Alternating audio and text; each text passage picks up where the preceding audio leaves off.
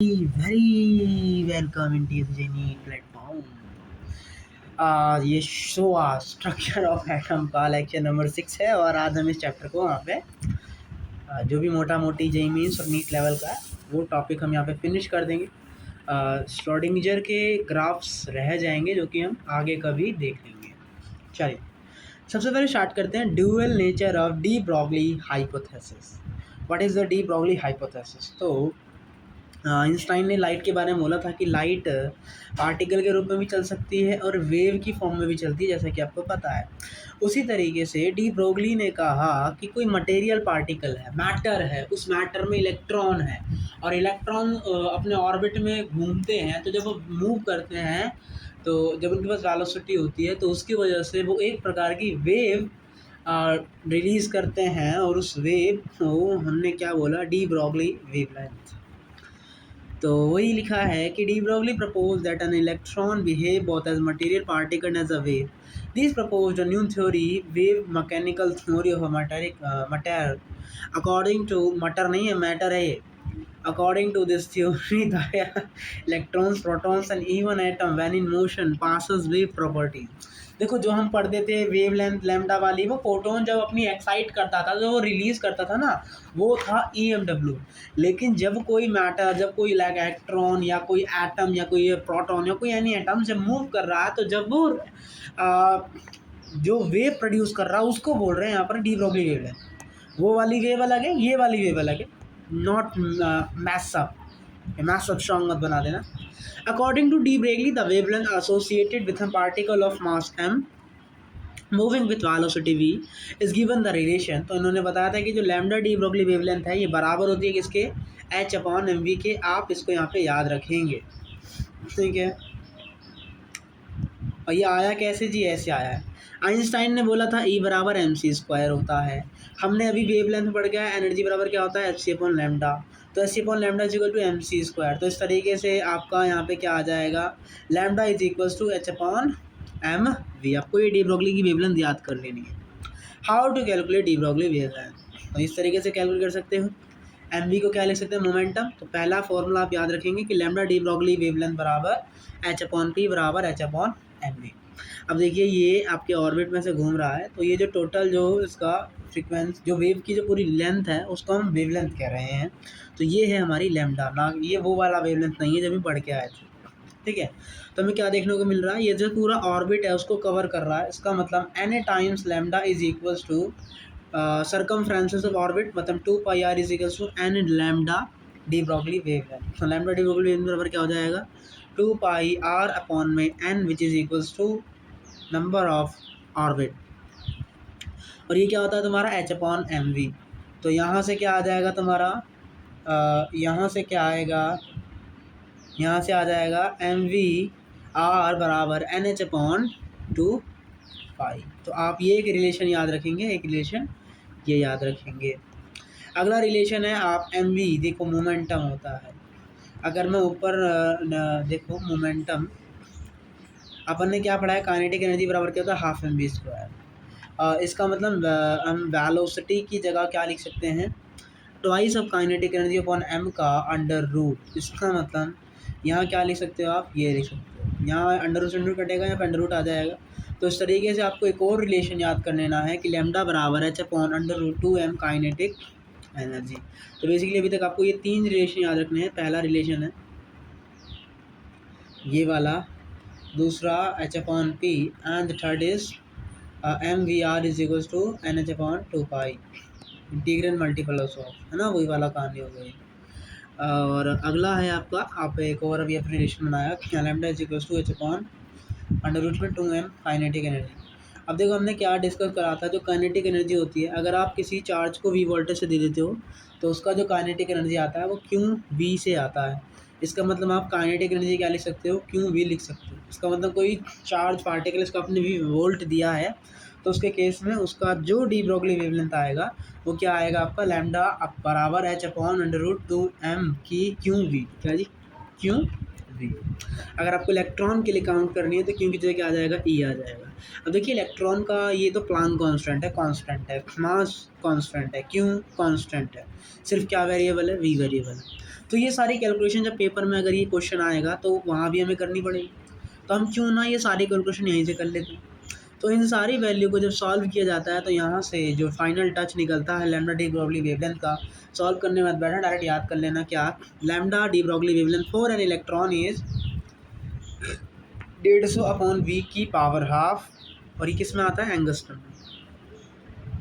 या फिर 12.3 upon root V angstrom. Okay, तो आपको ये जो है यहाँ पे याद रख के चलने हैं भाइयों बहनों, याद करके चलना है ऐसे। प्रोटॉन की बात करते हैं, प्रोटॉन में भी मास फिक्स है, क्यों फिक्स है, एच फिक्स है, ये फिक्स है, तो इसका भी फॉर्मूला निकल सकता है। तो यहाँ पे क्या आता है, लैम्डा डी ब्रॉगली वेवलेंथ बराबर 0.286 अपॉन रूट।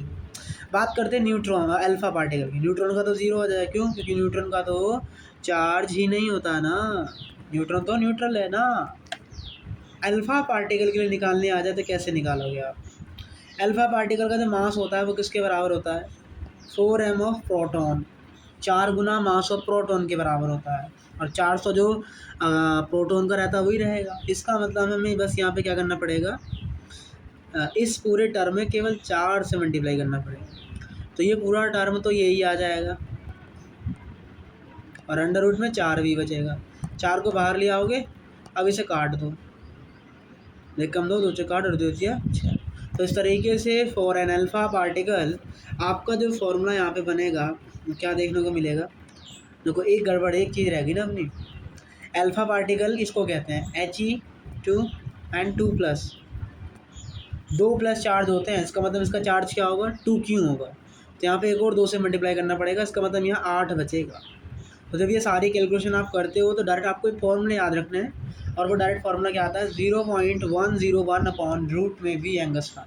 देखो पेपर में आएगा, आपको बेसिक पता है कि कैसे करना है, लेकिन इतनी सारी कैलकुलेशन करने में पसीने छूट जाएंगे, और वहाँ तो नाश हो जाएगा, बिल्कुल रद्दी बन जाएगा, एक क्वेश्चन के 4 नंबर चले जाएंगे। तो रद्दी ना बनाइए, आप ये फटाफट याद कर लीजिए। वैसे भी बहुत कम याद करना पड़ा है पूरे फिजिकल केमिस्ट्री में, आयनिक में याद करना पड़ा और इसमें, ठीक है, वो क्वेश्चन प्रैक्टिस के टच में रहोगे तो याद रहेगा। अब तो वैसे भी ये चैप्टर आज का आज फिनिश हो जाएगा, रेडियोफिकेशन भी आज की आज फिनिश हो जाएगा। उसके बाद आपका कोई चैप्टर बचा नहीं है, सिर्फ 2 रह गए, इलेक्ट्रोकेमिस्ट्री, केमिकल काइनेटिक्स, जो कि हम इस वीक में इलेक्ट्रोकेमिस्ट्री कर देंगे, और केमिकल काइनेटिक्स अपना कुछ दिनों के बाद कर लेंगे, कोई टेंशन नहीं है। तो मतलब समझ लीजिए आपका फिजिकल केमिस्ट्री ख़त्म, अब आपको रिवीजन करना है अच्छे से, ठीक है। और आज से क्या चालू हो रही है, आज से या कल से चालू हो जाएगी आपकी IOC, ठीक है, आज नहीं तो कल से चालू हो ही जाएगी।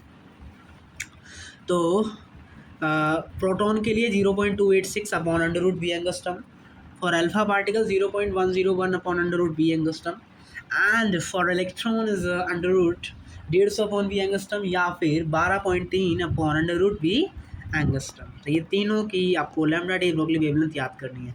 क्वेश्चन कैसे आएगा, क्वेश्चन ऐसे आ सकता है, एन इलेक्ट्रॉन 10 वोल्ट से लैम्डा में जा रहा है, then a D accelerating by 2 volt, पहले उसका 10 वोल्ट था लेकिन अब आपने उसे डी एक्सिलेट कर दिया 2 वोल्ट से, तो उसका जो वेवलेंथ आएगा वो लैम्डा 2 आएगा। तो आपको लैम्डा 1 निकालना है, फिर उसका स्क्वायर करना है, लैम्डा 2 निकालना है, फिर उसका स्क्वायर करना है, और माइनस कर देना है 2 लैम्डा 1 इंटू लैम्डा 2 से। तो देखो यार, इतनी बड़ी कैलकुलेशन करोगे तो नाश हो जाएगा ना, तो आपने डायरेक्ट फॉर्मूला याद कर रखा है, या तो आप ये वाला लगा लो और 10 से भाग कर दो, तो अंडर रूट 15 यहाँ जाएगा, 15 का स्क्वायर करोगे तो 15 यहाँ आ जाएगा, ऐसे ही यहाँ कर लो आप, 150 अपॉन 2 कितना आएगा ये भाई साहब ये आएगा 2 7 14 और 2 5 10, ठीक है, 75 का अंडर रूट का स्क्वायर 75 ही आएगा sir, minus twice of under root of 75 and 15, ठीक है, बहुत इजी है। अब देखो, ये पहले से तैयारी कैलकुलेशन करनी पड़ेगी, लैम्डा भी निकालना पड़ता है, उसमें भी दोबारा कैलकुलेशन करो, लेकिन आपको याद है ना, तो कुछ करना ही नहीं। 75 15 कितना होता है, 90 शायद, हाँ 90 होता है। अब अपन 75 की मल्टीप्लाई करते हैं किससे, 15 से, 75 को क्या लिख सकते हैं, 15 5 75, 15 बाहर आ जाएगा तो 15 रूट 5 एंड मल्टीप्लाई 2, तो कितना बन गया ये 30 रूट 5, और ये कितना आ गया 90, 30 अपन ने कॉमन ले लिया, 30 या 90, ठीक है। तो ये आपका क्या आ जाएगा, फाइनल डी ब्रॉगली, मतलब ये जो आपसे पूछ रहा था वो यहाँ पे निकल जाएगा। कुछ नहीं करना, खाली कैलकुलेशन है, कुछ भी नहीं है। थर्ड ऑर्बिट की आपसे एच एटम है और उसका वेवलेंथ पूछा है, ठीक है। तो सर पहले आपको लैम्डा डी ब्रॉगली वेवलेंथ निकालना पड़ेगा। तो लैम्डा डी ब्रॉगली वेवलेंथ बराबर क्या होता है, एच अपॉन एम वी होता है। तो वैसे इसको करने का दूसरा तरीका भी है, चलो इस तरीके से करते हैं। पहले क्या आपको पास मास पता है, फाइंड आउट द इलेक्ट्रॉन का निकालना है, तो जी मुझे मास पता है। क्या आपको वेलोसिटी पता है, वेलोसिटी तो नहीं पता, लेकिन हमने पढ़ा था वेलोसिटी का फॉर्मूला क्या, 2.18 × 10⁻6 जेड अपॉन एन होता है। तो उस फार्मूले से वेलोसिटी आ गई। मास है अपने पास, एच है अपने पास, यहाँ से क्या आ जाएगा लैम्डा डी ब्रॉगली वेवलेंथ। और 2πr बराबर क्या होता है, n lambda de Broglie wavelength. तो n d lambda de Broglie wavelength बराबर क्या आ गया, 2πr अपॉन एन। तो यहाँ से क्या आ जाएगा आपका 2πr upon n, 2 multiply pi multiply radius कैसे निकालोगे, 0.529 और 3 का स्क्वायर करके। और यहाँ क्या जाएगा आपका एंड थर्ड ऑर्बिट में पूछिए तो 3 आपका यहाँ चला जाएगा।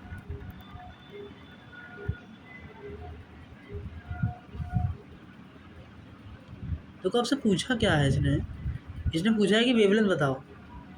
तो वेवलेंथ या तो आप इस फॉर्मूले से कर लीजिए, लेकिन इसमें आपको वेलोसिटी निकालना पड़ेगा ये वाला, और इसमें ये वाला अजीब सा कांस्टेंट और आ रहा है।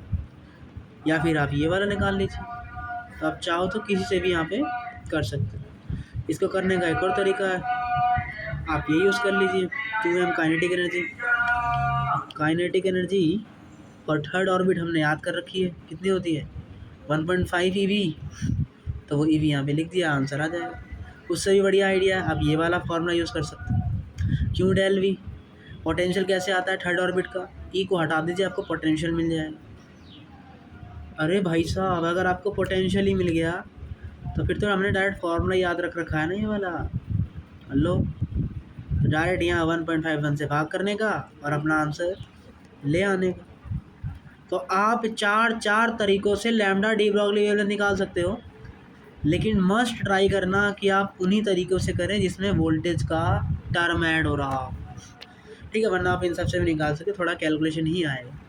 तो आप इन 4 तरीक़ों से क्वेश्चनों को कर सकते हैं। इसको करके दिखाइए। अल्फा पार्टिकल जिसका काइनेटिक एनर्जी 100 EV है, इसका मतलब वोल्ट कितना होगा 100। अल्फा पार्टिकल का कितना आया था 0.101, यही आया था महाराज। अच्छा प्रोटॉन नहीं, सॉरी अल्फा पार्टिकल बोल दिया, कोई नहीं। तो प्रोटॉन के लिए कितना था वो, कितना था अभी लैम्डा डी वेवलेंथ कितना आया था 0.286 आया था, एंड डिवाइड में √v कितना है 100 का √10। तो फाइनली आपका आंसर कितना आ जाएगा 0.0286 angstrom, that's final touch. Alpha particle 200 EV 200 V आ जाएगा, √200 alpha particle for a kinetic energy. हाँ, यहाँ ध्यान देने की बात क्या है, हम लोग क्या करते हैं यहाँ पर डायरेक्ट 200 लिख देते हैं, लेकिन समझने वाली बात क्या है, ये सही नहीं है।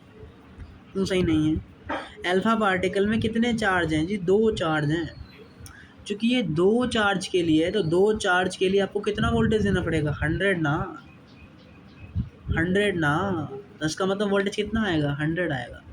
अगर आप ई रखते हैं, अगर आप 200 से मल्टीप्लाई कर देंगे तो 400 वोल्टेज आएगा, लेकिन हमें तो 200 वोल्टेज चाहिए ना, 200 इलेक्ट्रॉन वोल्ट की एनर्जी चाहिए ना। और चार्ज कितना है 2 इलेक्ट्रॉन का है, तो 2 इलेक्ट्रॉन के चार्ज को कितना पोटेंशियल दूँ ताकि वो ये बन जाए, सिंपल है सर 100 देंगे, तो इसलिए आप 100 से मल्टीप्लाई कर देंगे। इसका मतलब ये वोल्टेज कितना आ जाएगा 100 आ जाएगा। आप ऐसे निकाल लीजिए, अब आपको सब पता है, फाइनल टच करिए आपका आंसर आ जाएगा। चलिए भैया आगे बढ़ते हैं। अब देखिए समझने वाली बात क्या है, आप इन तरीक़ों से भी और छोटा कर सकते हैं अपने तरीके से। देखिए अगर मैं हाइड्रोजन एटम के लिए पहले ऑर्बिट की डी ब्रॉगली वेवलेंथ निकालता हूँ तो क्या आती है, तो H/2m क्यू डेल वी होता है। यस सर,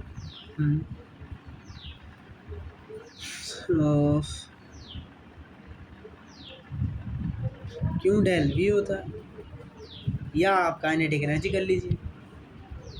मास वास सब हमको पता है, ठीक है। तो लैम्डा फॉर फर्स्ट ऑर्बिट ये आएगा, इसको हमने x बोल दिया। और जब सारी वैल्यू पुट करते हैं तो सॉल्व करने से आंसर आता है 10/3 एंगस्ट्रॉम। सॉल्व करने मत बैठ जाना, डायरेक्ट आप याद कर लीजिए। ये आप याद करेंगे तो क्वेश्चन और सॉल्यूशन करने में आपको दिक्कत नहीं होगा। समझिए कि वहाँ प्रेशर बहुत होता है और इन क्वेश्चनों से अगर समय बचाया जाएगा तो यू नो कि ज़्यादा अपना समय भी बर्बाद नहीं होगा और हमें अपना समय ही बचाना है, ठीक है। इसलिए तो जब और लैम्डा H2 के लिए कैलकुलेट करते हैं तो वहाँ क्या होगा, वहाँ जो एनर्जी है वो 3.4 हो जाएगी, जाहिर सी बात है कि सेकंड ऑर्बिट में एनर्जी कितनी होती है 3.4। इसी तरीके से थर्ड ऑर्बिट में 1.5। लेकिन जब हम इनको वो करते हैं ना, क्या करते हैं इसको हम, जब हम इसको कैलकुलेट करते हैं ना तो ये x के 2 गुने के बराबर आती है, और जब तीसरे ऑर्बिट की कैलकुलेट की जाती है तो वो थर्ड x के बराबर आती है। अब यहाँ से समझ सकते हैं 13.6 को जब 4 से भाग करोगे तो कितना आएगा 3.4। इसका मतलब यहाँ क्या आ जाएगा, बट्टे में 4 और यहाँ 4, ये पूरा तो यही टर्म बन गया x, ये पूरा क्या बन गया आपका x बन गया, और 4 ऊपर चला जाएगा अंडर रूट में, तो अंडर रूट से बाहर निकलेगा तो 2 हो जाएगा। इसका मतलब यहाँ से समझने वाली बात क्या है, यहाँ से समझने वाली बात क्या है, 4 हाइड्रोजन एटम जो ऑर्बिट्स होते हैं उनकी जो लैम्डा डी ब्रोगली वेवलेंथ है वो इंटीजर मल्टीपल होती है x की, और x क्या होता है यहाँ पे 10/3। अगर आपसे कोई 5वें ऑर्बिटल की लैम्डा डी ब्रोगली वेवलेंथ बोलता तो क्या आएगा आपका आंसर 50/3 आएगा। अब मान लीजिए आपसे हीलियम की पूछ रहा है, ऑर्बिट 1 है, तो आपने जाना था ना कि फर्स्ट ऑर्बिट होता है, तो हीलियम की कौन से ऑर्बिट की एनर्जी फर्स्ट ऑर्बिट के बराबर आएगी। सर आपने बताया था अगर आप ऐसे जाते हो तो मल्टीप्लाई जेड, हीलियम का जेड कितना होता है 2, तो इसका मतलब यहाँ पे एनर्जी कितनी आ जाएगी।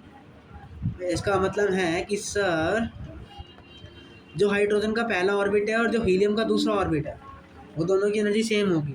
इसका मतलब यहाँ अगर डी ब्रोगली वेवलेंथ 10/3 आ रही है तो यहाँ भी डी ब्रोगली वेवलेंथ क्या आएगी 10/3 ही आएगी।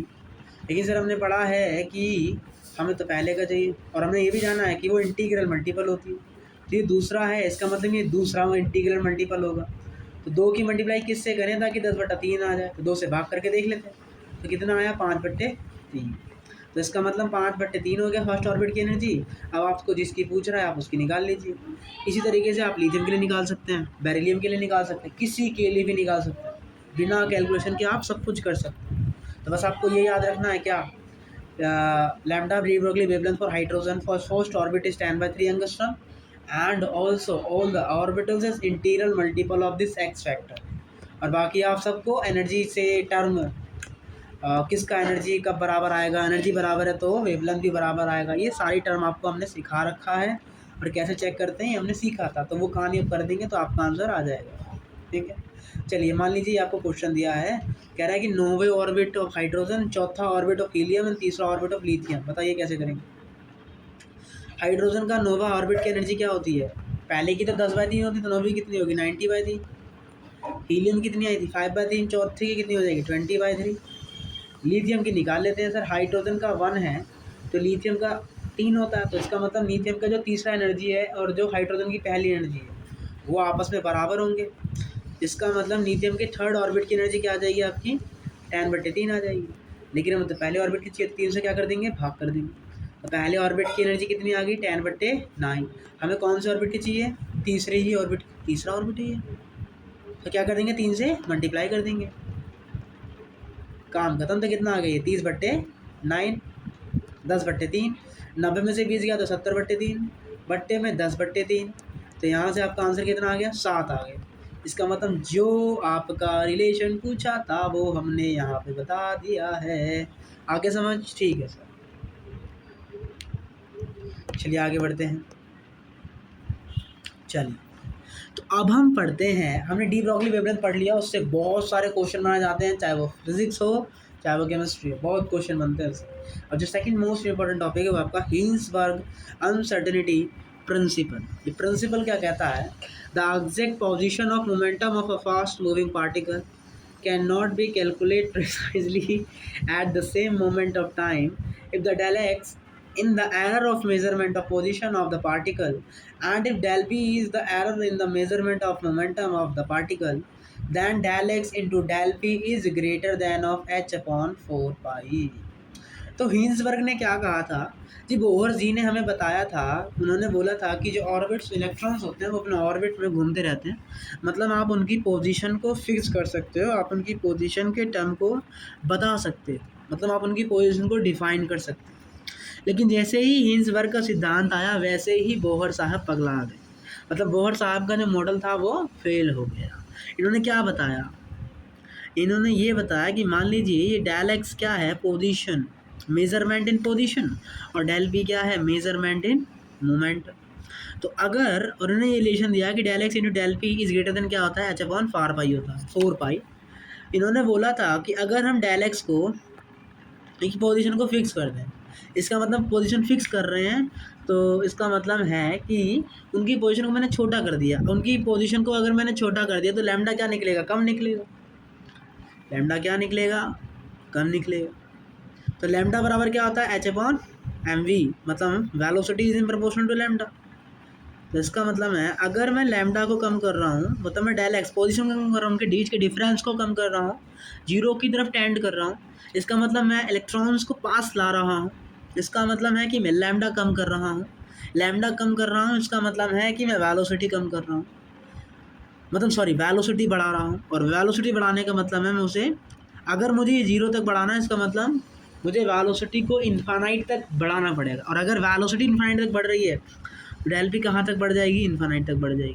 इसका मतलब आप यहाँ पे मोमेंटम को निश्चित नहीं कर सकते, आप मोमेंटम को यहाँ फिक्स नहीं कर सके, इसीलिए यहाँ पर आपका अनसर्टेनिटी आ जाएगा, इसीलिए आप यहाँ पे डेल एक्स की पोजीशन को फिक्स नहीं कर पाएंगे। लेकिन अगर वहीं डेल पी को टेंड्स टू जीरो करता हूँ तो जो डेल एक्स होगा वो टेंड्स टू इन्फिनिटी हो जाएगा, जो डेल एक्स है वो इन्फिनिटी की तरफ मूव करेगा, मतलब इसका मतलब है कि अब आप यहाँ पर उसकी पोजीशन को फिक्स नहीं कर सकते। तो इसका मतलब है कि हम ना तो मोमेंटम को फिक्स कर सकते हैं, ना तो हम मोमेंटम को बता सकते हैं, ना ही हम पोजीशन को बता सकते हैं, ना तो हम मोमेंटम को बता सकते हैं, ना ही हम पोजीशन को बता सकते हैं। तो यही हमें हिंसबर्ग की ने बताया था और अनसर्टेनिटी का प्रिंसिपल दिया था। इन्होंने बोला था कि del x into del p is greater than होता है एच अपॉन 4 पाई के। If the position of a particle is measured precisely, del x and del p tending to infinity. If the momentum of the particle is measured precisely, then del x tending to infinity. This is because of a principle of optics. ऐसा हुआ क्यों? Because of principle of optics, क्योंकि lambda जो होता है वो position को locate करने के लिए यूज़ होता है। Maximum error in the position of measurement will be plus minus lambda. Direct standing to zero कर रहे हैं तो लैम्डा क्या होगा, प्लस माइनस होगा। पी बराबर क्या होता है, एच अपॉन लैम्डा होता है। अगर लैम्डा जीरो की तरफ जा रहा है तो मोमेंटम किधर जाएगा, इन्फिनिटी की तरफ जाएगा। इसका मतलब है कि direct standings to infinity and lambda tendings to infinity, a photon of very high energy use to locate it. इसका मतलब अब उसको लोकेट करने के लिए direct standings to zero, lambda tendings to zero के लिए हमें जो फोटोन पार्टिकल चाहिए होगा वो बहुत ज़्यादा एनर्जी वाला चाहिए होगा। When these photon will collide when the electron, then momentum of electron will get changed by a large amount। और जब ये हाई एनर्जी वाला जो भी एनर्जी वाला जो फोटोन होता है, जब ये कोलाइड करता है तब इलेक्ट्रॉन से, तब जो मोमेंटम है बहुत ज़्यादा चेंज आता है, जिसके कारण हम ना तो मोमेंटम को फिक्स कर पाते हैं, ना ही हम मेज़रमेंट ऑफ पोजीशन को समझ पाते हैं। तो इसका मतलब है कि क्या है, इसका मतलब कि कोई जो पार्टिकल घूम रहा है, मतलब आप इलेक्ट्रॉन की वेलोसिटी, इलेक्ट्रॉन के मोमेंटम, इलेक्ट्रॉन की पोजीशन किसी को भी फिक्स नहीं कर सकते, आप उनका प्रिसाइजली कैलकुलेट नहीं कर सकते हैं, आप उनकी फिक्स वैल्यू नहीं निकाल सकते हैं because of these factor. Lambda x del p is greater than h upon 4 pi. अब ये बात याद रखेंगे, डेल पी बराबर क्या होता है, m del v, velocity change हो रही है, डेल वी लगाया। तो यहाँ से अगर पोजीशन और वेलोसिटी में अनसर्टेनिटी पूछता है तो क्या आता है वो, del x into del v is greater than of h upon 4 pi m. आप ये याद करेंगे। अगर वो आपसे एनर्जी के टर्म में पूछता है तो हम डेल टी से ऊपर नीचे मल्टीप्लाई करा तो ये क्या बन गया, आपका एनर्जी बन गया। तो आप यहाँ से दूसरी बात याद रखेंगे कि del e into del t is greater than of h upon 4 pi. तो तीनों रिलेशन आपको याद करने हैं क्या, कि del x into del t is greater than of h upon 4 pi. ये एनर्जी और पोजीशन में अनसर्टेनिटी का प्रिंसिपल है। आई होप आपको ये समझ में आया होगा। Uncertainty is position in the twice the uncertainty in momentum uncertainty in velocities, momentum और वेलोसिटी का, आपको वेलोसिटी का अनसर्टेनिटी बताना है। किसके टर्म में, तो कैसे बताएंगे, if the position is twice the, अच्छा पोजीशन जो है वो मोमेंटम के ट्वाइस के बराबर है, ठीक है। इसका मतलब आप यहाँ पे डेल पी लिखेंगे तो यहाँ पे डेल पी का स्क्वायर हो जाएगा और यहाँ पे बाहर में 2 आ जाएगा, तो उधर जाएगा तो ये 8 हो जाएगा। ठीक है, तो ऐसे पहुँच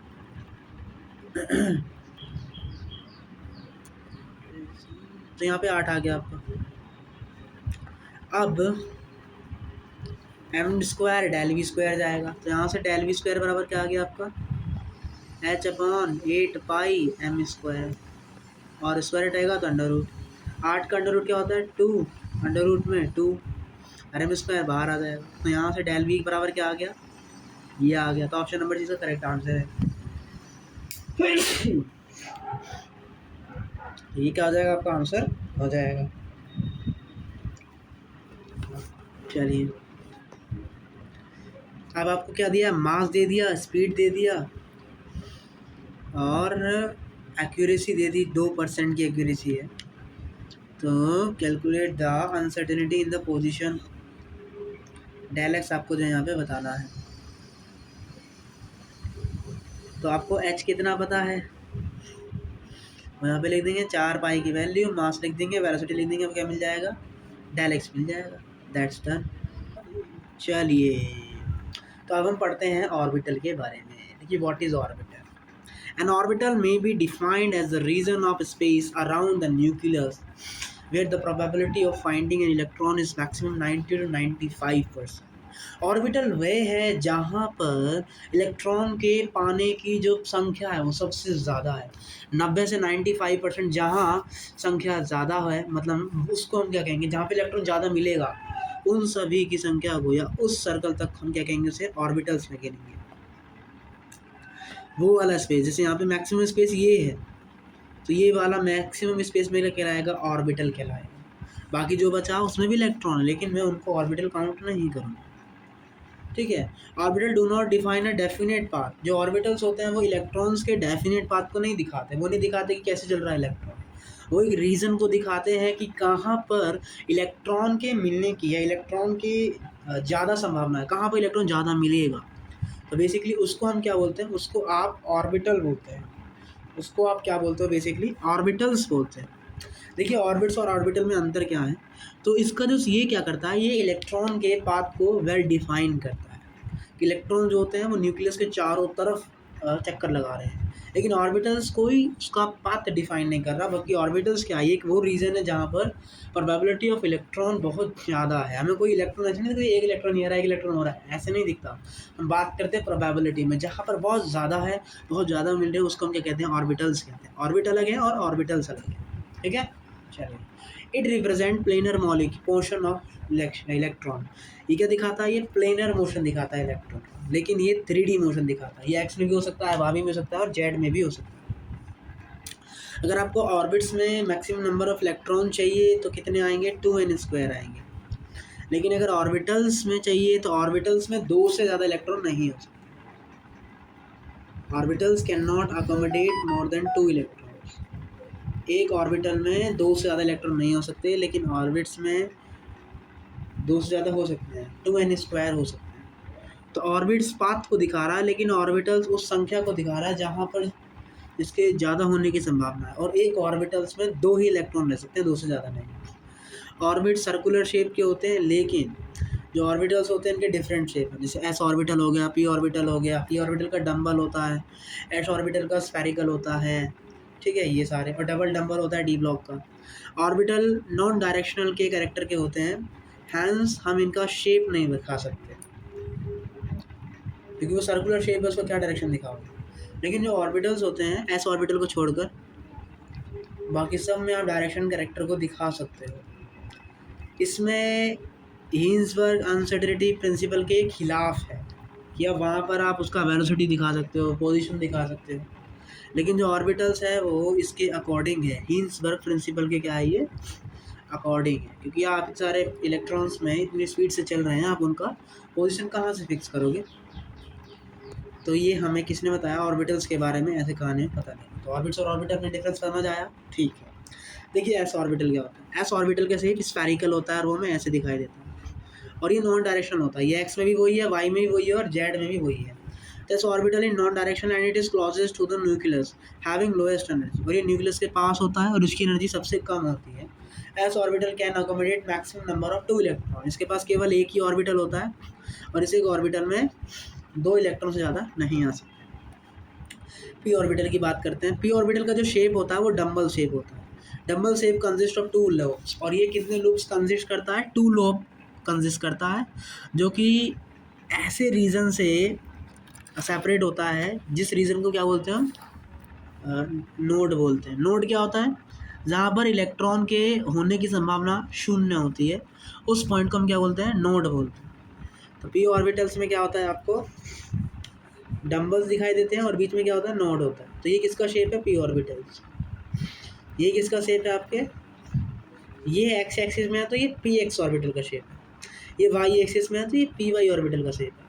और ये जेड एक्सिस के अलॉन्ग है तो इसको बोलेंगे P Z axis, orbital of in P Z. ठीक है। ये कितने कंसिस्ट करता है ऑर्बिटल्स? 3 ऑर्बिटल्स। 3 ऑर्बिटल्स जो है आपका पी है वो कंसिस्ट करता है। 3 कमरे कंसिस्ट करता है बेसिकली। और उसमें कितने इलेक्ट्रॉन होते हैं? एक में 2 तो मैक्सिमम 6 हो सकते हैं। ठीक है। बात करते हैं डी ऑर्बिटल की। तो डी ऑर्बिटल होते हैं वो डबल डम्बल शेप के होते हैं, ऐसे वाले। जो इस शेप का होता है उसको डी एक्स वाई बोलते हैं। जो इस शेप का होता है इसको आप ये वाई और जेड के बीच में जैसे डी वाई जेड बोलेंगे, और ये किसके बीच में? जेड और एक्स के बीच में उसे डी जेड एक्स बोलेंगे। देखो यहाँ पर जो प्रोबेबिलिटी फैक्टर है वो एंगल 45 डिग्री पर मिल रहा है। लेकिन अगर हम d x square y square की बात करते हैं तो यहाँ पर 45 डिग्री पर कोई भी इलेक्ट्रॉन नहीं मिल रहे, तो यहाँ पर 45 डिग्री पर आपको नोड देखने को मिलता है, और इसका शेप होता है कुछ ऐसे। हम बात करते हैं डी जेड स्क्वायर की। तो डी जेड स्क्वायर का शेप ऐसे होता है, रिंग फॉर्म। ऐसे आपका शेप देखने को मिलता है डी जेड स्क्वायर का। D orbital can accommodate d x y, d y z, d z square, d x square, y square और डी एक्स जेड। तो आप ये समझेंगे कि जो डी ऑर्बिटल्स होता है वो d x y, d y z, d z square, d x square, y square और डी जेड 5 तरह के कमरे जो है एकोमोडेट करता है। और एक में 2 रह सकते हैं, तो टोटल कितने हो गए? 10 हो गए। ठीक है। चलिए, तो अब आपने ऑर्बिटल समझ लिया, एस ऑर्बिटल क्या है, पी ऑर्बिटल क्या है, और उसमें कितने कितने कमरे हैं और एक कमरे में कितने इलेक्ट्रॉन आ सकते हैं, वो सारी कहानी आपने देख। आइए क्वांटम नंबर के बारे में समझते हैं। देखो क्वांटम नंबर क्या है? एड्रेस दिखाने का तरीका। न्यूक्लियस में इलेक्ट्रॉन कहाँ पर है, एटम में इलेक्ट्रॉन कहाँ है, उसको दिखाने का तरीका है क्वांटम नंबर। ये 4 नंबर का सेट होता है जो कि इलेक्ट्रॉन्स या एटम्स की पोजीशन को डिफाइन करने के लिए होता है। जो पहले 3 होते हैं वो श्रोडिंगर वेव इक्वेशन से डिफाइन होते हैं, चौथा वाला श्रोडिंगर वेव इक्वेशन से डिफाइन नहीं होता। पहला है आपका principal quantum number. It describe the size of the electron wave and the total energy of the electron. यानी क्या करता है? ये साइज़ दिखाता है कि आपका जो ऑर्बिटल है वो कितना बड़ा है, उसमें कितने ऑर्बिटल्स आ सकते हैं। उसको हम क्या बोलते हैं? सब शेल बोलते हैं। जो शेल है इसको हम शेल बोला जाता है। जो एस है, पी है, डी है, एफ है, उसको शेल बोलते हैं। और इन शेल में जो ऑर्बिटल आ रहे हैं वो उनकी संख्या को दिखा रहे हैं। तो प्रिंसिपल क्वांटम नंबर क्या करता है? ये इसको दिखाता है कि साइज़ कितना बड़ा है, उसमें कितने शेल हैं, और उन किससे दिखाते हैं? 1 2 3 4 से दिखाते हैं, या फिर KLMN से दिखाते हैं। तो अगर n का वैल्यू 1 है, इसका मतलब कितने सब शेल होंगे? 1 सब शेल होंगे। इसका मतलब केवल S होगा। लेकिन अगर n का वैल्यू 2 है तो कितने सब शेल होंगे? 2 होंगे, S और P। अगर 3 है तो कितने सब शेल होंगे? S P D। और अगर 4 सब शेल हैं तो कितने सब शेल होंगे? S P D F। 4 प्रकार के सब शेल आपको यहाँ पे देखने को मिलेंगे। अगर आपको किसी भी number of orbitals present in nth shell, अगर आपको nth सेल में कितने ऑर्बिटल्स मिलेंगे, अगर ये पता करना है तो हम क्या करेंगे? जो उसकी nth सेल है उसका स्क्वायर कर देंगे। क्या कर देंगे? उसका स्क्वायर कर देंगे, तब हमें क्या मिल जाएगा? नंबर ऑफ ऑर्बिटल्स मिल जाएगा। और हमें मैक्सिमम नंबर ऑफ इलेक्ट्रॉन्स चाहिए तो हम 2n स्क्वायर कर देंगे for a quantum number n के लिए। और angular momentum of any orbit क्या होता है यहाँ पे? एन एच अपॉन 2 पाई होता है। यदि एन का वैल्यू 1 है तो ऑर्बिटल्स क्या होगा, 1 होगा, और 1 का स्क्वायर 1, और होता भी एस सब शेल में 1 ही होता है। दो की बात करते हैं तो दो में एस और पी सब शेल होंगे। एस में एक ऑर्बिटल होता है, पी में 3 ऑर्बिटल होते हैं, मतलब टोटल कितने ऑर्बिटल हो गए, 4। और हम 2 का स्क्वायर करते तो भी कितना आएगा, 4 आएगा। इसका मतलब अगर आपको ऑर्बिटल निकालने हैं तो एन स्क्वायर, अगर आपको ऑर्बिटल्स निकालते हैं तो एन स्क्वायर कर दीजिए। अगर आपको मैक्सिमम नंबर ऑफ इलेक्ट्रॉन निकालने हैं तो 2n स्क्वायर कर दीजिए। अगर आपको एंगुलर मोमेंटम निकालना है ऑर्बिट का तो NH अपॉन 2 पाई कर लीजिए। दूसरा है आपका एजीमुथल क्वांटम नंबर।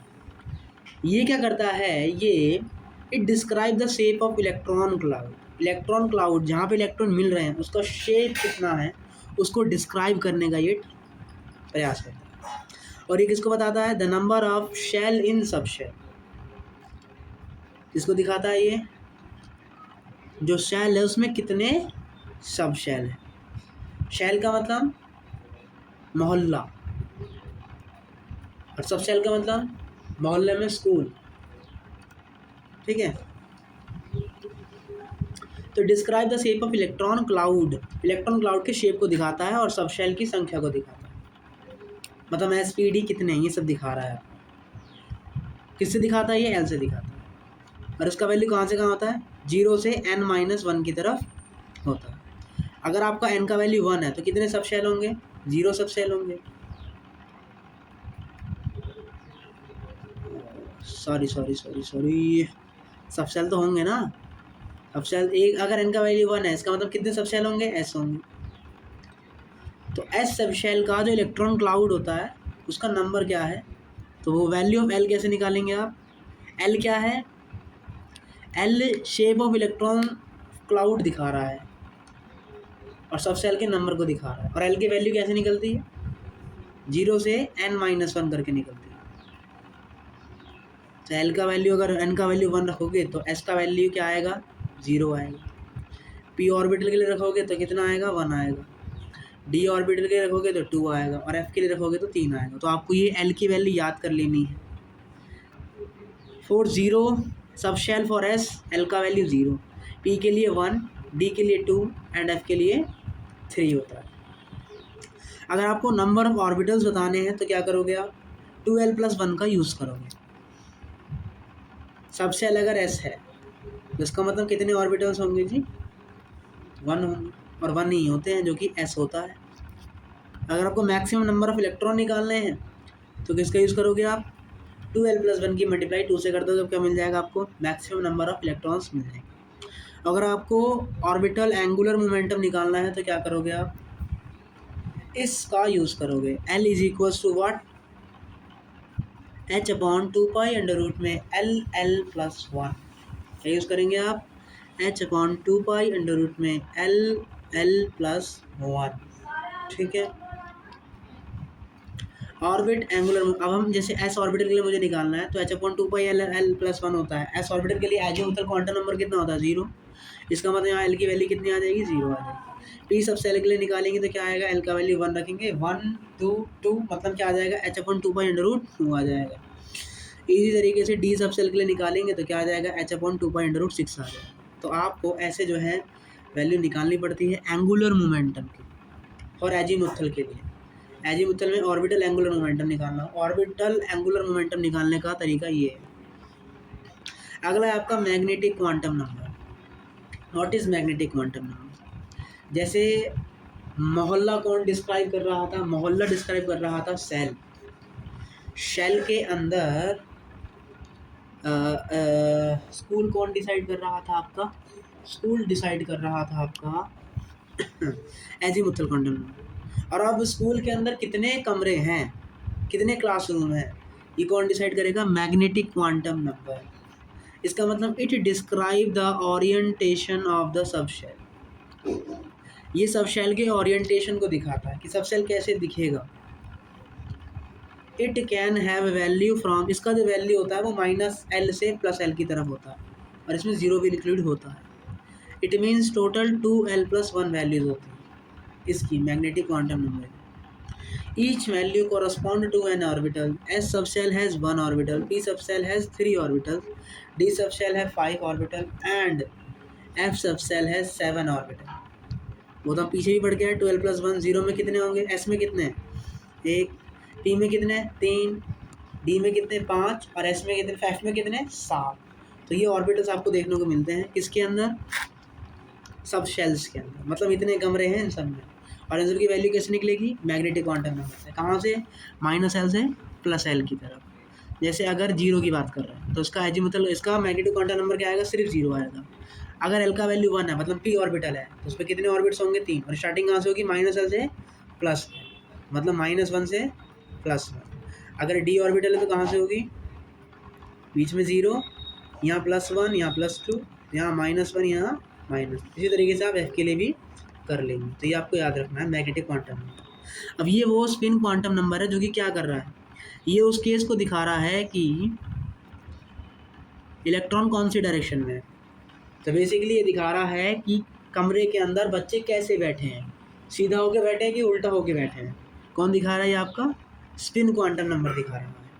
इसका मतलब ये describe the spin off electron, electron के स्पिन को दिखा रहा है, इलेक्ट्रॉन कैसे घूमता है इसको दिखा रहा है। अगर इलेक्ट्रॉन हमने मान लिया कि अगर कोई क्लॉकवाइज घूम रहा है तो उसको +½ बोल देंगे, और कोई इलेक्ट्रॉन माइनस घूम रहा है तो उसे एंटी क्लॉकवाइज बोल देंगे, ठीक है। स्पिन मैग्नेटिक मोमेंटम कैसे निकालते हैं, μ = √n(n+2) बोर मैग्नेट्रॉन्स।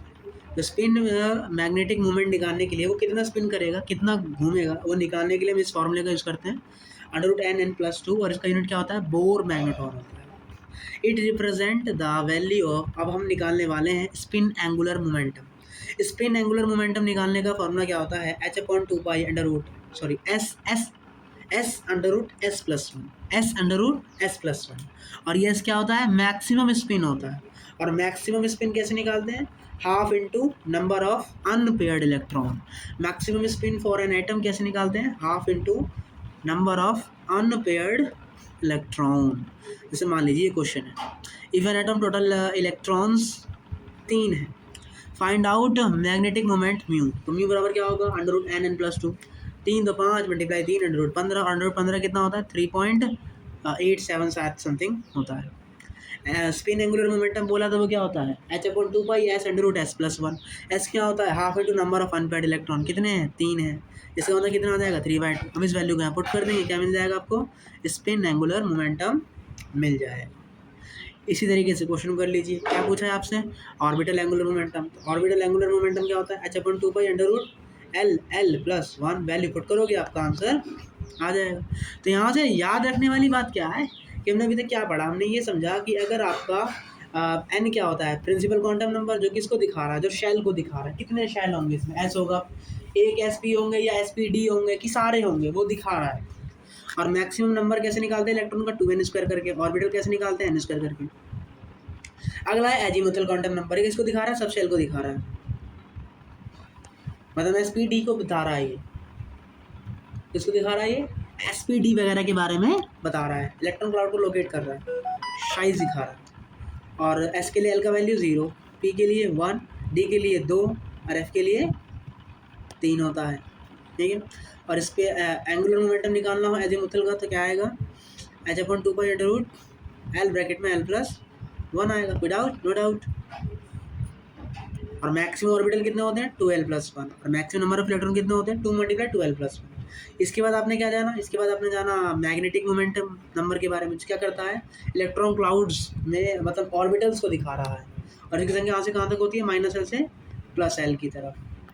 S में 0, P में 3, D में 5 और F में 7। और स्पिन क्या करता है, स्पिन दिखा रहा है कि वो कौन से सेंस में घूम रहे हैं। और स्पिन वाले का स्पिन एंगुलर मोमेंटम कैसे निकालते हैं, h/2π(S)+1। ओके, ठीक है। तो अब हम पढ़ने वाले अपना पाउली का अपवर्जन नियम, पाउलीज एक्सक्लूजन प्रिंसिपल।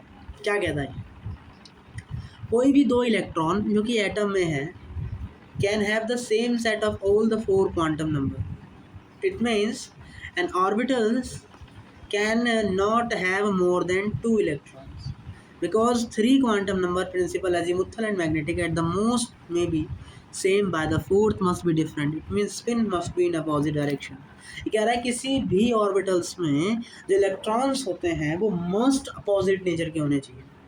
तो अगर मैं 3 ले लेता हूँ तो होगा क्या, ये दोनों सेम हो जाएंगे, या उल्टा कर दूँ तो ये दोनों सेम हो जाएंगे। इसका मतलब 3 लेने से कोई 2 सेम हो रहे हैं जो कि नियम के खिलाफ हैं, जो कि एटम को अनस्टेबल करेंगे। तो इसलिए पाउलीज ने नियम दिया कि आपके ऑर्बिटल में 2 से ज़्यादा इलेक्ट्रॉन नहीं हो सकते और वो अपने अलग अलग स्पिन में होंगे, वो अपनी अलग अलग साइंस में होंगे, एक प्लस हाफ में होगा तो एक माइनस हाफ में। चलिए अब हम पढ़ते हैं अबाउ प्रिंसिपल के बारे में। ये क्या करता है, ये आपको बताता है कि किस एनर्जी दिखाता है, एस पहले आएगा कि पी पहले आएगा, और जिसकी एनर्जी कम होगी उसी में ही तो पहले इलेक्ट्रॉन भरा जाएगा। हम इलेक्ट्रॉन कैसे भरते हैं, इंक्रीजिंग ऑर्डर में भरते हैं, एनर्जी के बढ़ते क्रम में भरते हैं। Aufbau is the German word meaning building up, मतलब बिल्डिंग बनाना, एड्रेसिंग करना। The electrons are filled in various orbital in order of their increasing energies, an orbital of lowest energies filled first, the sequence of orbitals in order of their increasing energy is. इसका मतलब about क्या है, about basically electrons को उनकी energy के बढ़ते क्रम में बढ़ाने का काम कर रहा है। और एनर्जी का बढ़ता ऑर्डर किससे निकालते हैं, n+l रूल का यूज़ करके निकालते हैं। तो n+l रूल क्या कहता है, the relative order of energies of various subshell in a multi electron atom can be predicted with the help of n+l rule. If 2 subshell has same value of n+l rule, n+l value, then the subshell with lower value of n has lower energy and it should be filled first। देखिए या 1s लिखा है या 2s लिखा है, n+l value इसका 1 आएगा, इसका 2 आएगा, ज़्यादा किसका, इसका, मतलब ज़्यादा एनर्जी किसकी होगी, इसकी होगी। तो ऐसा आप इन सब में देख सकते हैं। लेकिन अगर मैं इसकी बात करता हूँ तो यहाँ पे भी n+l वैल्यू 5 आ रही है और यहाँ पर भी 5 आ रही है। तो इसका मतलब वहाँ पर अब आपका n का वैल्यू ज़्यादा होगा, एनर्जी वहाँ पर ज़्यादा होगी जहाँ पर n का वैल्यू ज़्यादा होगा। तो n का वैल्यू यहाँ ज़्यादा है तो इसलिए 4p ऑर्बिटल में ज़्यादा एनर्जी होगी 3d ऑर्बिटल्स। तो आई होप आपको यहाँ पे समझ में आया होगा। लेकिन अगर आपको अब किसी भी एलिमेंट का किसी भी एटम का आपको ये इलेक्ट्रॉन्स का मैपिंग दिखाना है तो आप क्या हर बार n+l रूल चेक करते रहोगे, नहीं। उसके लिए हमने क्या करा है, ये आपके लिए रूल बना दिया है। आपको ये चीज़ें याद रखनी, ये ट्रिक्स है। क्या है, पहले 1s लिखो, फिर 2s लिखो, फिर 2p, फिर 3s, फिर 3p, फिर 3d, फिर 4s, 4p, 4d, 4f, 5s, 5p, 5d, 5f, फिर क्या होगा, कम होंगे 6x cp। और बस आपको इतना ही याद रखना है। वैसे यहाँ पे आपका 6d भी आ जाएगा, फिर आपका 7s आएगा, फिर 7f आएगा, लास्ट में क्या आएगा आपका 8f आएगा। ठीक है, तो ये सारी कहानी है, लेकिन आप सिर्फ यहीं तक ही याद रखें, कोई दिक्कत नहीं है। ठीक है, आप बस अपना यहीं तक जो है याद रखेंगे। यहाँ पे चलता रहेगा वो 6d 6 7 चलता रहेगा, लेकिन हमारा काम यहीं तक बन जाएगा। तो हम इतना ही इंटरेस्ट ऑर्डर याद करेंगे। तो क्या करेंगे, हर बार आप ये कर देंगे, ये लाइन खींची, ये लाइन खींची, और कैसे चलना है आपको ऐसे चलना है। पहले 1s में जाएंगे, फिर 2s में जाएंगे, फिर 2p में जाएंगे, फिर 3s में जाएंगे, फिर 3p, फिर 4s, फिर 3d 4p 5s, फिर 4d 5p 6x, फिर 4f 5d 6p and then 5 है। और ऐसे फिर चलते 6d आएगा, फिर आपका 7s आएगा, फिर 7s के बाद ये आपका 7p आएगा, फिर 7p के बाद 8s आएगा। तो ये कहानी आपकी चलती रहेगी।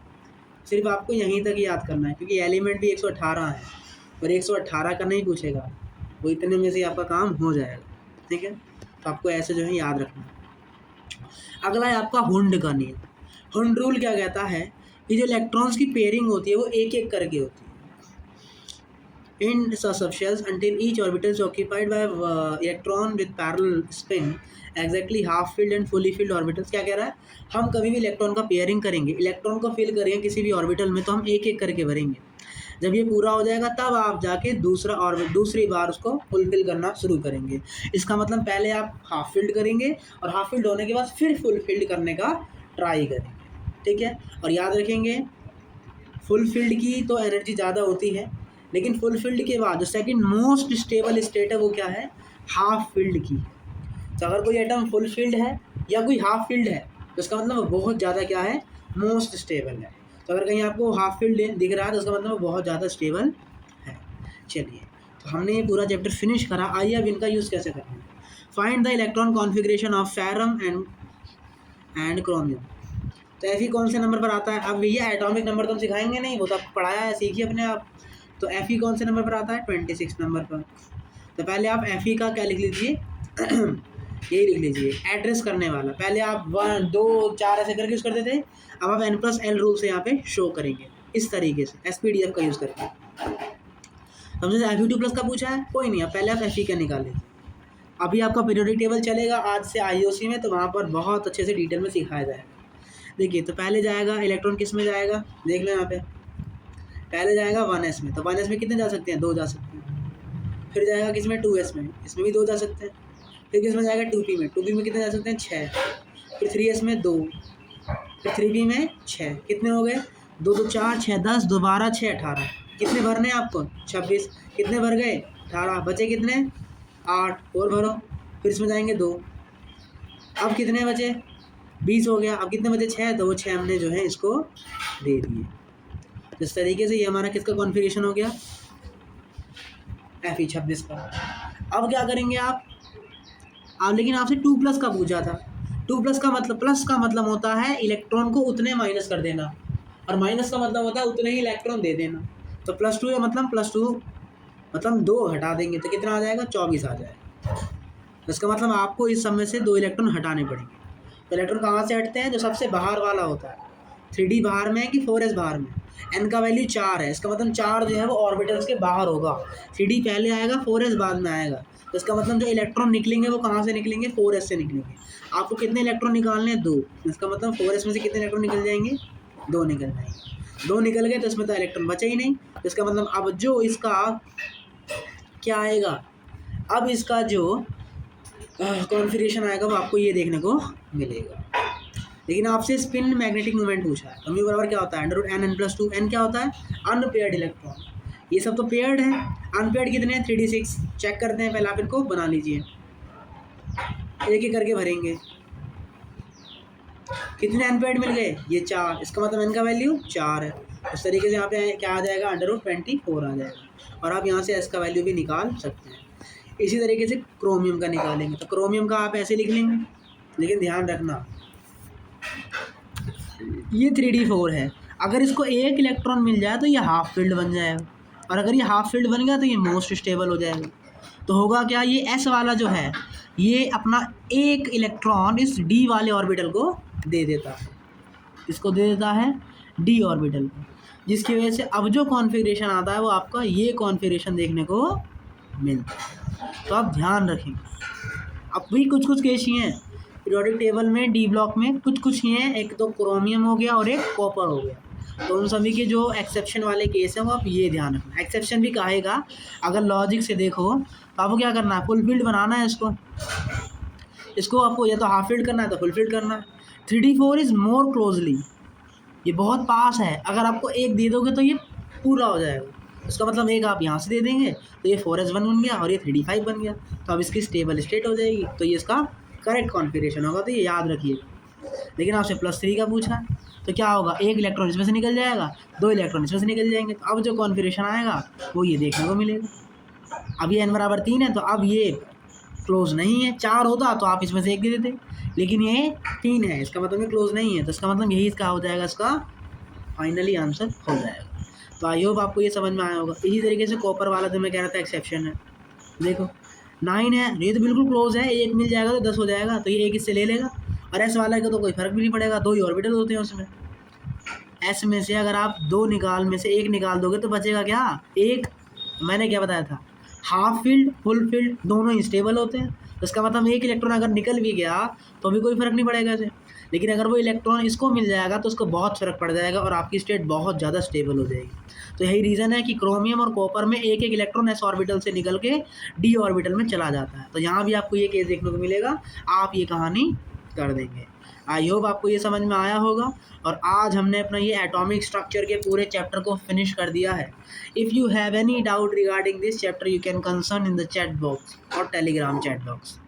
सारे नोट्स प्रोवाइडेड हैं, सारे क्वेश्चन प्रोवाइडेड हैं। अपना फिजिकल केमिस्ट्री का अध्याय समाप्त हो गया है। मान लीजिए फिजिकल केमिस्ट्री जनरली ख़त्म, बस ये एक वीक और चलेगा, इसके बाद कोई भी फिजिकल केमिस्ट्री का कोई भी चैप्टर नहीं बचेगा। उसके बाद सिर्फ रिविज़न रिविज़न रिविज़न और रिविज़न। चलिए टाटा बाय बाय, जय हिंद जय भारत। क्वेश्चन करना